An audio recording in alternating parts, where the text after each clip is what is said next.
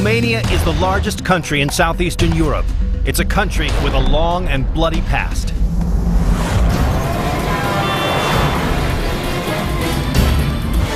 I'm Don Wildman. I'm in Romania, home of Dracula, both the legendary vampire and the real-life ruler. But where does fact meet fiction? The clues are buried beneath the imposing castles, medieval villages, and mysterious hillsides of Wallachia and Transylvania. We're headed for a subterranean world where fact is far more terrifying than fiction. Today we know the name from the vampire monster in Bram Stoker's Dracula. But in real life, Vlad Dracula was a 15th century prince.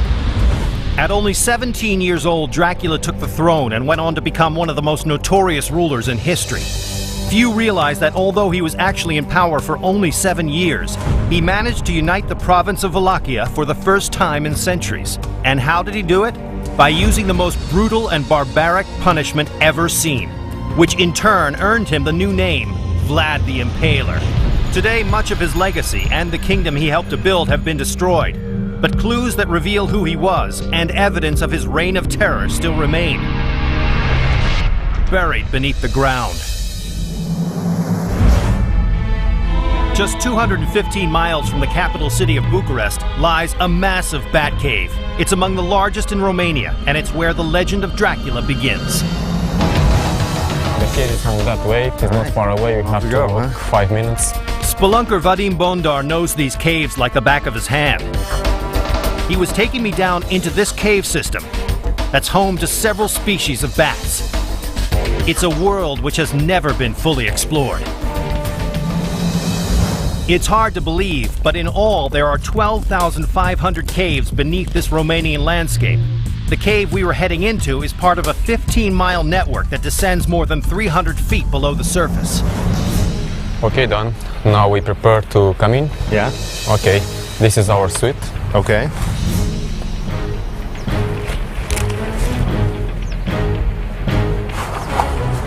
Yeah, it's okay. You have comfortable here? All right. Let's go. Okay, let's go. Okay, this is the gate. Reservation here. The lamp, please. Down into this cave.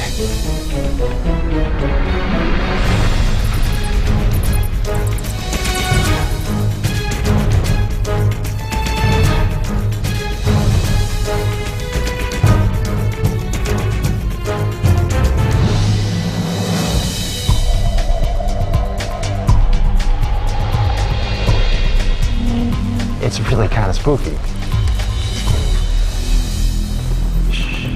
What is it? Oh, wow. Look at the sound. Oh, yeah. Sound of the bat. Oh, there they are. Look at the bat. Look at them. They're all over the place. All of them. How cool. Vadim believes there's more than 10,000 bats living in here. They hibernate in the winter, and in the summer they leave the caves to feed. These bats only come out under the cover of darkness, and while on the prowl, they actually eat the equivalent of their body weight in insects every day. This underworld was created more than 60 million years ago. Now, how far down does this cave go? The older system have 25 kilometers. 25 kilometers 25 is the entire system. This entire system, yes. So there's many different... Explore system, because maybe are another few kilometers with unexplored yet. Wow. Yes. And so it branches off into many different tunnels and everything. This is just one of the many. Yes, and the different levels. Okay. Or something like that. Big jump. Going further down into this cave. It's so cool. Okay, don't be very careful here. Oh, yeah? Always slippery, huh? Okay. This massive cave we were exploring stretched down 4 levels. So the best way to get into it was to rappel. It's my favorite part of adventure.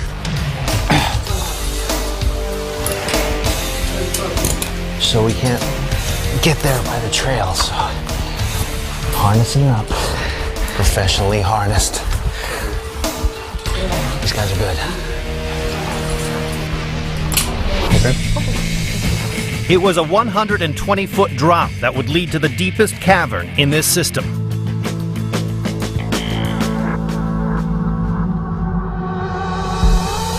You have another 15 meters. This is the last level of that cave. Man, this is beautiful. Wow. Listen to the echo. Hello! Jesus, this place is big. You got a lot of caves, you got a lot of bats. Yes. It's kind of understandable how people could make the connection between Romania and vampires. Yeah? Yes. Yeah, Yes. okay, you admit. Good. Yes. So there could be vampires in here, who knows? Why do you think Romania has such a reputation for mystery and legend? I mean, what gives the place that quality? In my opinion, the first reason is the Dracula. Right, from the book. The book, yes. The book was written by Bram Stoker in 1897, over 400 years after Vlad Dracula died. And the setting for the book's famous Nosferatu is modern-day Romania, the landscape of which is filled with caves like the one I was exploring. So who was this real-life prince who in 7 short years left behind a legacy of terror? His story begins in 1431, when Vlad was born. It was the 15th century, an incredibly tumultuous and brutal time in the region. Dracula got his name from his father, who was a member of an elite society called the Order of the Dragon. It was an elusive fraternity founded by the Holy Roman Emperor in 1408. In Romanian, Dracul means dragon, so his father adopted that as his nickname. And Dracula literally means son of the dragon, or son of the devil. The Ottoman Empire and the Hungarian Empire were the major powers, and the province of Wallachia sat in the middle of the two. Arch enemies, the Hungarians and the Ottomans both used Wallachia as a pawn, and Vlad became a crucial piece in their game. When young Vlad was only 12, the Turks helped to get his father back onto the throne of Wallachia. But to repay them, Vlad's father had to send Vlad and his brother to the Turks as hostages. If their father tried to double-cross the Turks, the boys would likely have been killed. But the Hungarians were circling Wallachia, just waiting to attack. And to make matters worse, Vlad's father was hated by those he ruled. So in 1447, his subjects joined with the Hungarians and went in for the kill. Dracula's oldest brother was buried alive, and his father was assassinated by his own people. After his father's death, the Turks released Vlad with their own agenda. They appointed him officer of a Turkish army to help him avenge his father's murder and claim the throne. Just 17 years old, what Vlad Dracula was about to do is far more terrifying than fiction.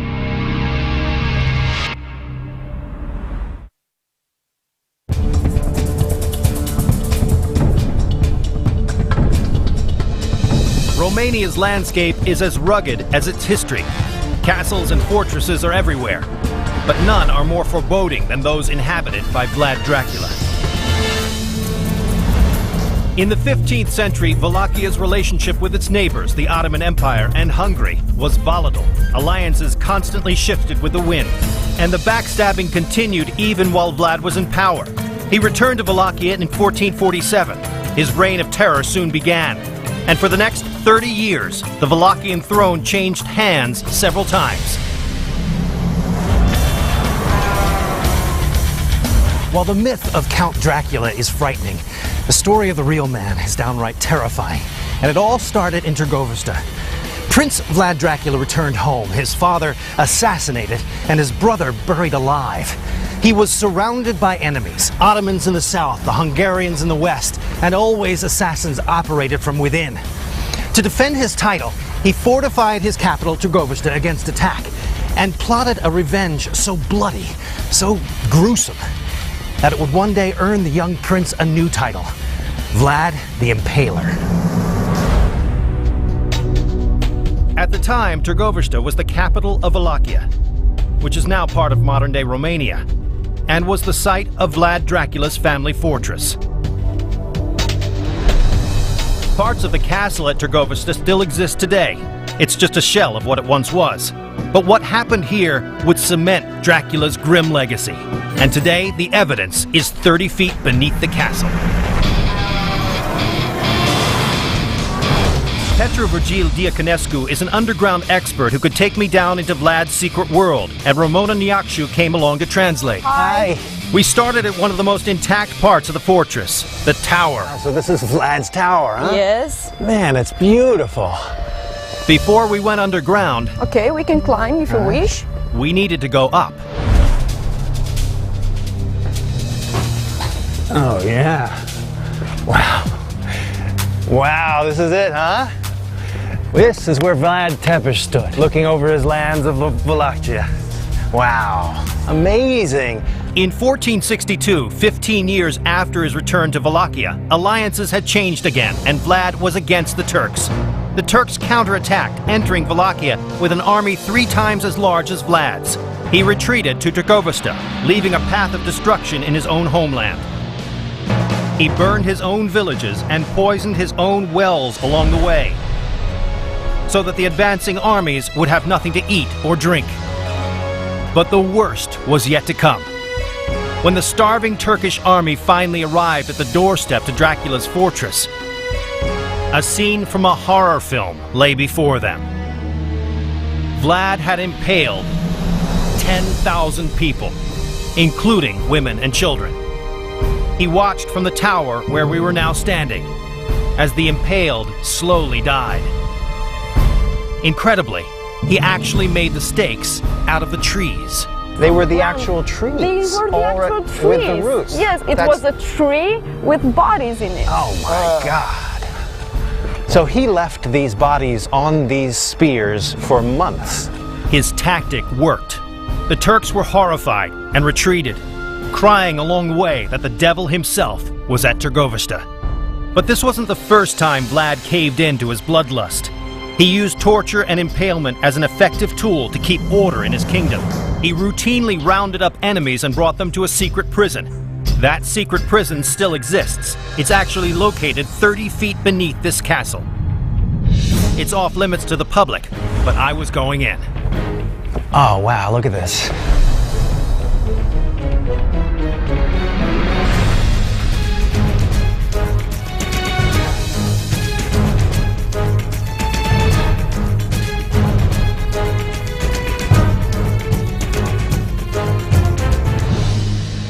So this is the actual prison cell for his prisoners. This is the prison cell, yes. Here were held until they were convicted. I see. But here we have 2 rooms, 2 identical rooms, yes. From here we are entering another room.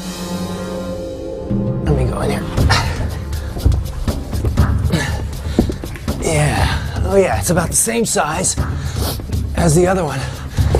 This is Vlad the Impaler's jail cell. I don't think I would want to spend a day of my life in prison by Vlad the Impaler. Yeah, not a lot of room, but here it is. This is the original walls, right? Yeah. Original foundation. This is the original foundation. We are standing beneath the palace. We are underneath the palace here. Underneath the palace, yes. The room I was in is thought to be one of the prison cells beneath Trgovista.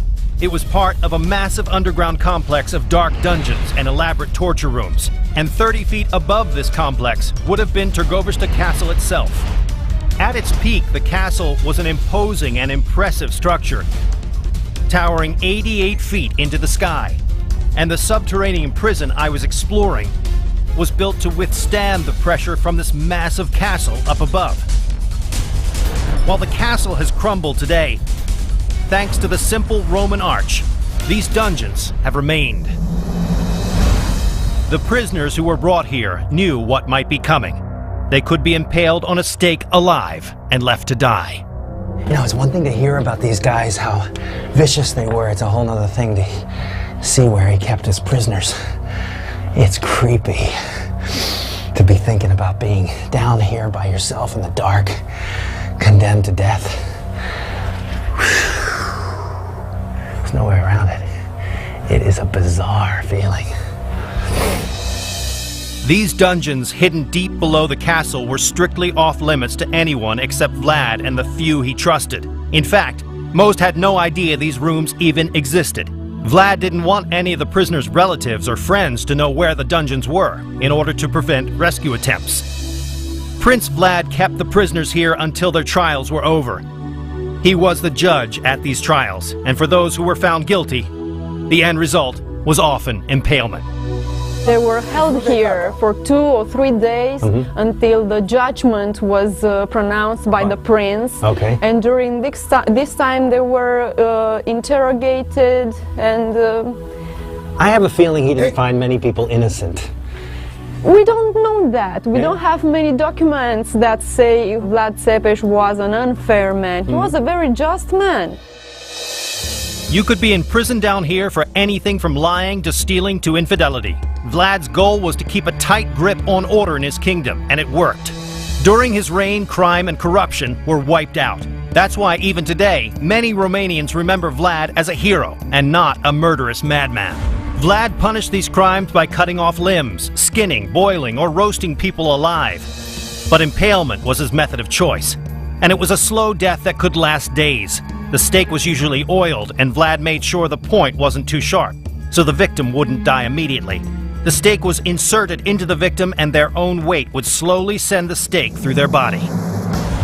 But Vlad's victims didn't always know they were about to meet their deaths.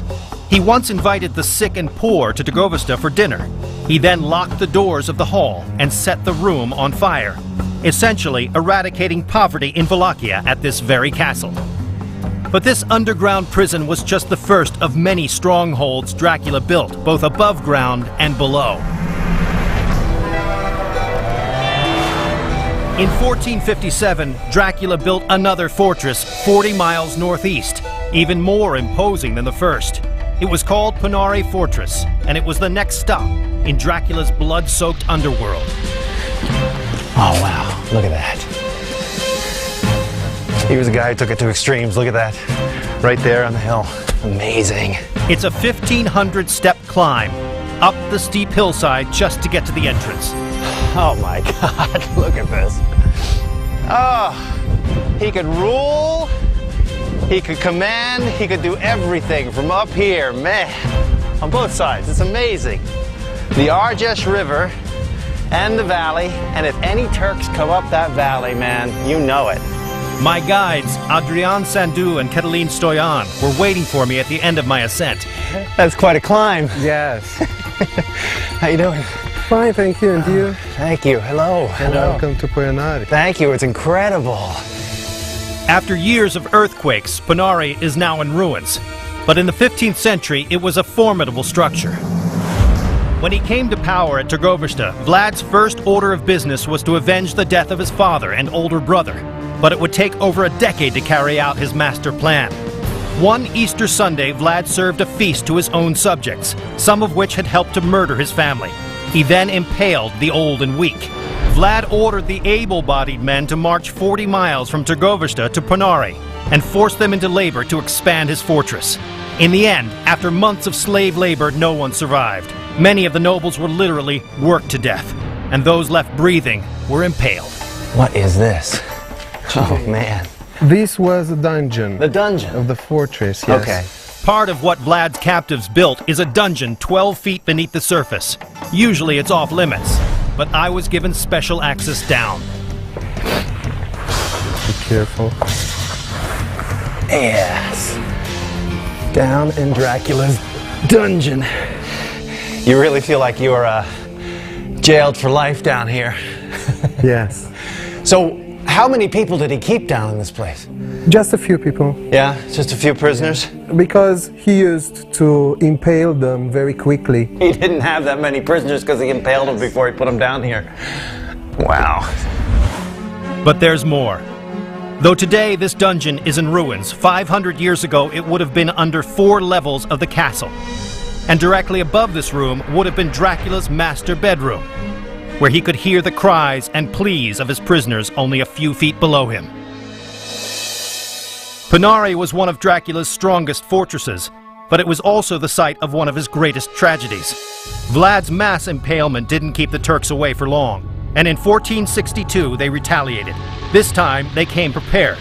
They put Dracula's own brother Radu in charge of a massive army and surrounded this castle.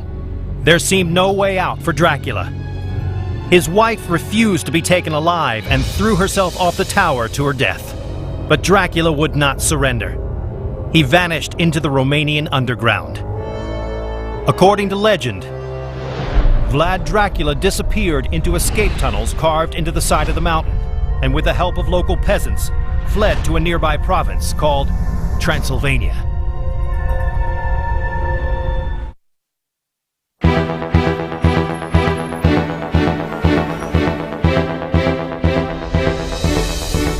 In 1462, the Turks, led by Vlad's brother Radu, took control of Wallachia. Vlad fled via underground tunnels to the province of Transylvania in Hungary to ask the king for protection. But instead of a helping hand, Vlad suddenly found himself in prison. Vlad the Impaler terrorized his people for 5 long years until 1462, when he was the one running for his life. He was captured and held for years as a political prisoner. But even the thick walls of this fortress couldn't contain Dracula's evil ways. His bloodlust continued in the dark dungeons of this medieval castle. It is called Hunandora Castle. The original fortress was built here during the Roman times, and over the centuries was transformed into the castle that held Dracula. It has seen sieges, withstood cannon fire, and was even burnt to the ground many times. But despite its active past, the skeleton of the castle is still here. And my guide, Sorin Tinku, knew exactly where the off-limit places were. This is only original door that we have. This is the sole original door? Yes. Oh, wow. It's made from oak with iron. That's beautiful. This is another area that we are not showing to the tourists. Okay, private access. Yes. Huh? What you can see in here is the wall from 14th century. I was getting special access into the 14th century fortress believed to have held the man behind the myth between his second and third reigns. But 7 centuries ago, this castle would have looked much different. The old fortress had only a single tower and was built on a solid bedrock foundation with stones gathered from nearby mountains. But in the 15th century, it began the transformation into both stronghold and palace. With tensions still high with the Turks, it needed to be safe. But it also needed to be a castle fit for a king. In 1441, the Hungarian king added 7 towers. He also added grand halls, guest rooms, and a chapel. The unique engineering combined late Gothic styles with early Renaissance, making this castle an architectural marvel. But that's not all. By building a castle on top of an existing fort, he created an interior and an underground. Sorin led me to these restricted passages deep below the castle. Hey, look at that.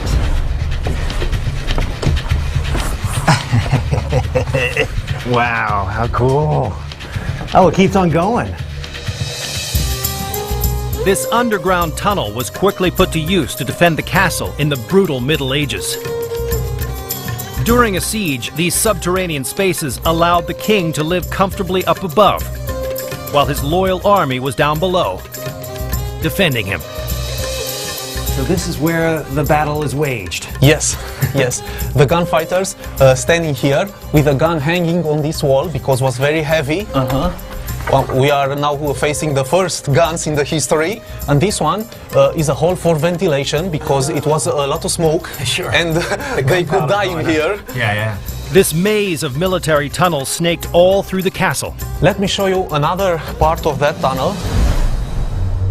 But this palace's underground is an important part of Dracula's darker days.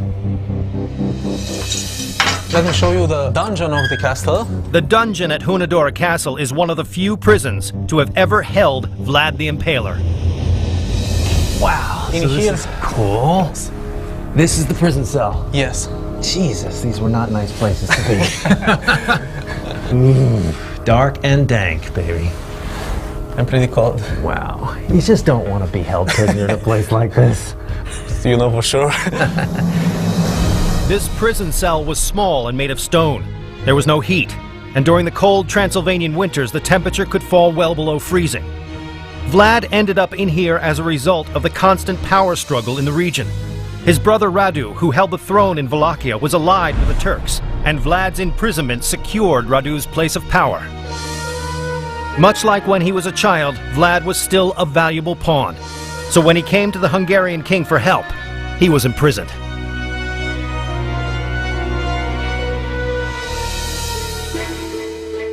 Like most dungeons in medieval Europe, this isn't someplace you want to spend the night.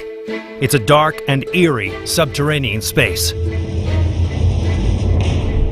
Experts believe Dracula spent 12 years in prison here, and while confined to a cell, the former prince kept up with the impaling. He would stake spiders, roaches, and even mice. According to prison guards, he skewered the pests with slivers of wood peeled from the floorboards and displayed the impaled like trophies on his windowsill. Supposedly, Dracula was mesmerized after impaling his victims. They say he would fixate on their tiny death twitches until they finally stopped moving. In prison, Vlad remained the impaler, and outside, alliances shifted once again.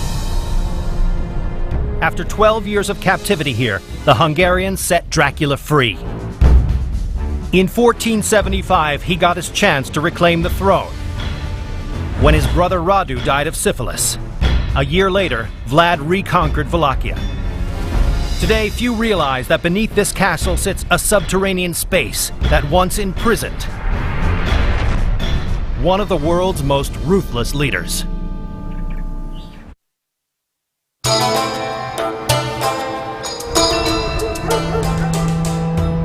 Vlad's reign of terror wasn't the only treacherous period in Romania. During World War II, Romania found itself making and betraying alliances once again. In 1940, Romania joined sides with the Axis powers, supplying the Axis with oil, grain, and other industrial products to fuel the war machine. Because of this, Romania became a main target of the Allied forces. By 1944, Romania switched sides, and then it was the Luftwaffe targeting Romanian soil. But regardless of alliances, during World War II, bombs were a constant threat. The Romanians needed someplace safe to hide, and that place was underground.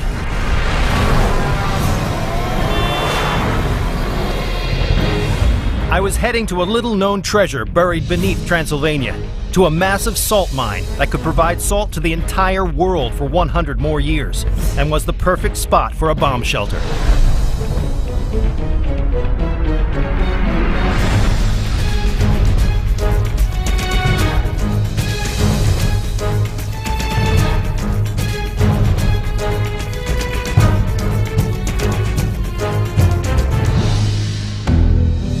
This is a long and mysterious passageway, isn't it? Yes, it is. My guide, Don Mera, knew the salt mine story better than anyone and could easily navigate these immense dark tunnels. How long is this? 526 meters we will pass through this tunnel, and then we will enter the salt mine. So 1,500 feet, this is the... Yes, it And is. how far below the ground are we? About, right now we are about 5 meters, and then we will be 10, 15, and So most we're going- about 50 meters. 50 meters down. This mine is among the largest in Europe, covering almost 54,000 square feet. That's more than an acre. And it's among the oldest and most important in Transylvania. The color is surprising of this. I mean, it's quite... Yes, actually the walls are black. Natural color of salt is white, and massive salt is translucent. But in the Second World War, the salt mine was used as a shelter. Huh. And that is why the walls are black. They made fire here to get warm and to prepare food. During World War II, Romania lost much of its land, and Vlad's former empire was essentially cut up into pieces. Romania sustained heavy bombing throughout the war. Thousands sought refuge in the empty salt mines like this one throughout the country. This empty cavity in particular was the perfect bunker. It was 150 feet below the surface and could sustain massive bombings, and its arch-supported ceilings ensured the shockwaves from bombs couldn't destroy it. When the war was over and people moved back to the surface, Romania was under communist rule. The Iron Curtain wouldn't be lifted until 1989. But the history of this salt mine goes back much further than World War II. In fact, this natural salt deposit is 13.5 million years old. So, you're saying this solid wall is all salt? Yes, it is all salt. It is taste it. You can taste it. I'll take that It little is- piece there. That's salt. Yes, it is. How much salt is down here still? There's about 38 billion tons of salt. 38 billion tons of salt. Yes. Still remaining in these mines. Yes, exactly. I can't even conceive of how much that really is. On this site in the 2nd century, the Romans began mining this precious commodity, a process that would continue to be done here by hand until the 20th century. Today, the mine is made up of several large rooms, some over 100 feet deep. All the salt mine was done by hand, so only hand tools, nothing, no explosives or other machines or mechanical machines. So are we seeing pickaxes? Yes, exactly. Huh. Everything. And was how done many by- people were working down here? The most were about 300. Long before the salt mines provided safety to Romanians, they were seen as a source of income for the different generations and civilizations that lived here. Salt was as good as gold and was used as currency in the ancient world. Roman soldiers were paid with salt, or salarium argentum's, the root of the English word salary. The Greeks even traded salt for slaves, creating the expression, not worth his salt. Down this way, huh? So the person with the salt was the one with the power. That meant I was walking in an ancient gold mine. Look how huge this Big, place isn't it? is. Unbelievable. How high is that? That is 40 meters. 40 meters, 120 feet. And if I was up there, what year would that have been? 1868. 1868, and we're Yes. standing where? 1932. So they did all that in about Yes, they did. 50 years. Amazing. When Vlad came to power, the abundant salt deposits of Transylvania were still being mined. Vlad Dracula also used the seemingly innocent commodity for more sinister actions. It is said that he would skin the feet of his prisoners, coat the wounds in salt, and let goats lick it off. Just another way to keep order in his volatile land. From the Romans paying their soldiers, to Vlad's use of salt for punishment, to saving lives in World War II, these salt mines have always been an important lifeblood in Romania.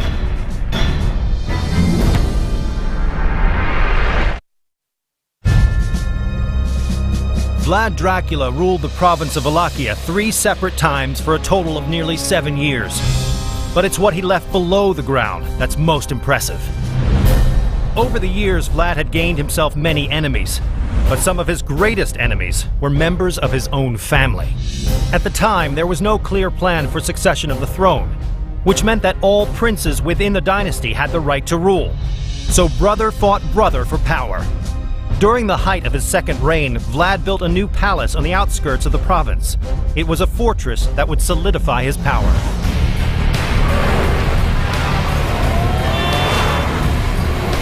In 1459, Vlad turned a small fort in the remote town of Bucharest into a princely palace now called Curtea Veche. He built a massive citadel and surrounded it with his loyal subjects and wealthy merchants, and Bucharest soon grew into a political and economic power. Unfortunately, like a lot of medieval buildings, the palace was ravaged by constant warfare and fires, and today much of Curtea Veche is in ruins. But deep beneath the ground, a small piece of Vlad's grand palace still remains.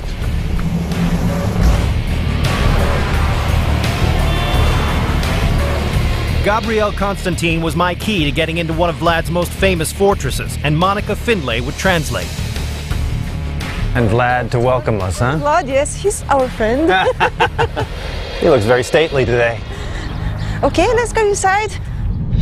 Today, the entrance is easy to miss.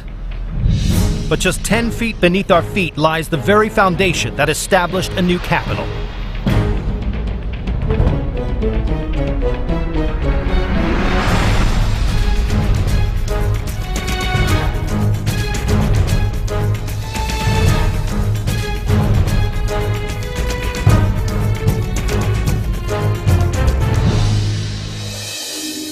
Oh, it's amazing. It's huge, huh? This subterranean space is all that remains of the fortress responsible for the development of modern-day Bucharest. Long before the bustling metropolis existed here, this area was a sleepy village of farmers and small merchants peddling their handicrafts. When Vlad arrived, he took an ordinary observation tower and transformed it into a 10,000 square foot fortress complete with a royal residence and marketplace. But this was more than just a place for local farmers to sell their crops.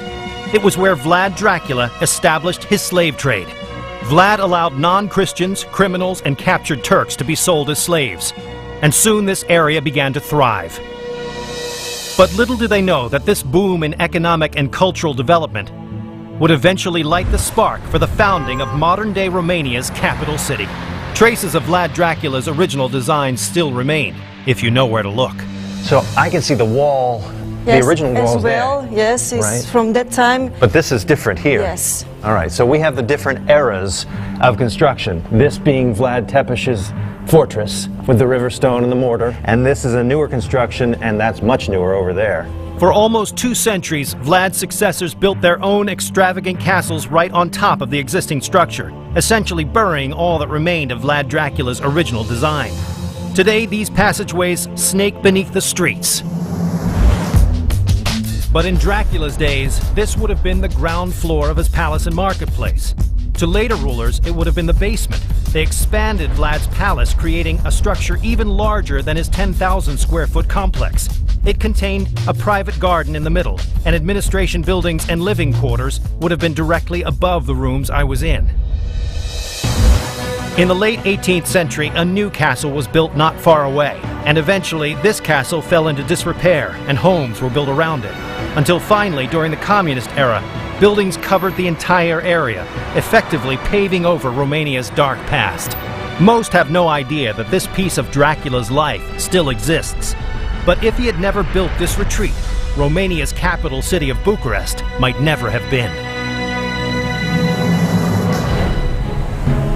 Vlad Dracula built Curtea Veche at the height of his power. But just a few short years later, his final reign would come to an end. But not even his death could bring an end to his legacy. Ask any Romanian where Vlad the Impaler is buried, and they'll tell you about a darkened church on a remote island, accessible only by boat. But like his life, Vlad's death is shrouded in mystery. Some say his skeletal remains were stolen. Others say he's buried near his treasure of gold, or in a tunnel that runs beneath the lake. Whatever the case, Vlad seems to have eluded his fate once again by going underground. In ancient myths, souls often have to cross a body of water to reach the afterlife, the underworld. So somehow it seems fitting that we have to cross a lake to reach what legend says is the Romanian burial site of Vlad Dracula. Approaching it, you wouldn't think that this deserted-looking island could be just 25 miles north of Bucharest. Snagov Island is so secluded, it's easy to imagine Vlad Dracula wanting to spend eternity here. But much of his medieval island retreat has crumbled with time. Dana Matache is a guide trying to get to the bottom of Vlad's legend. She agreed to take me to see the real-life Dracula. That is really something. Oh, yeah? Yeah. It was built by Dracula by his order. This Yes, well here? This one here.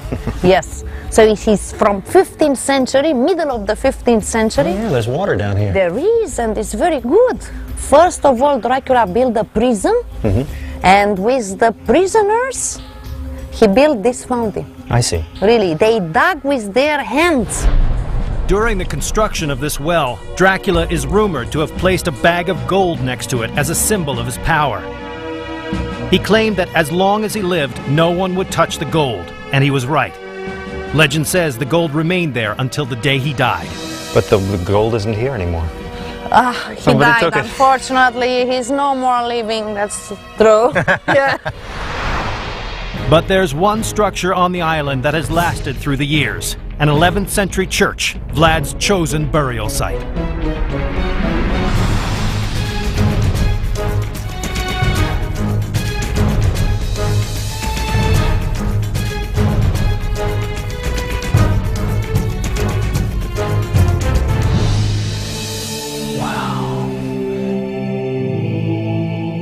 You can feel his presence. Oh, here we go. There he is. Look at him. Look at him, Hello, please. hello. Yes. He is here. Vlad the Impaler. Yes. This is his tomb. This is his tomb. Yes, this is his tomb. His remains are under here now. We think so. This is the mystery. Some of the people says that he couldn't have been buried in a church after many things he did.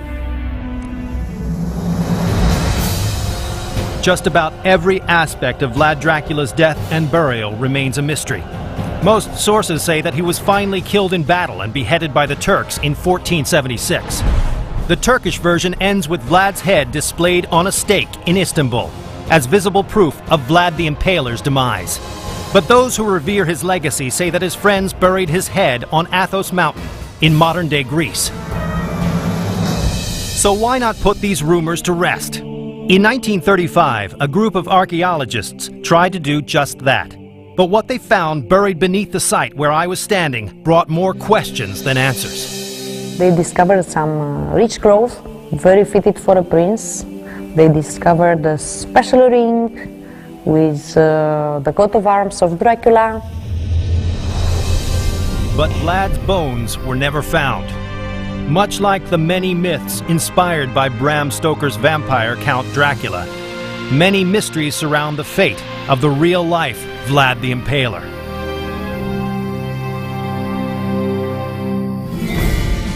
Today, Dracula's regions of Wallachia and Transylvania are part of modern-day Romania, and Vlad Dracula has left a lasting impression there. But his legacy goes well beyond the fortresses, churches, and even the capital city he helped to create. Vlad ruled for a short span of nearly 7 years. It's hard to fathom, but during that time, it's said he killed between 40 and 100,000 people. Mystery will always surround the real-life prince called Dracula. And who knows what other secrets he's left for us in the underground.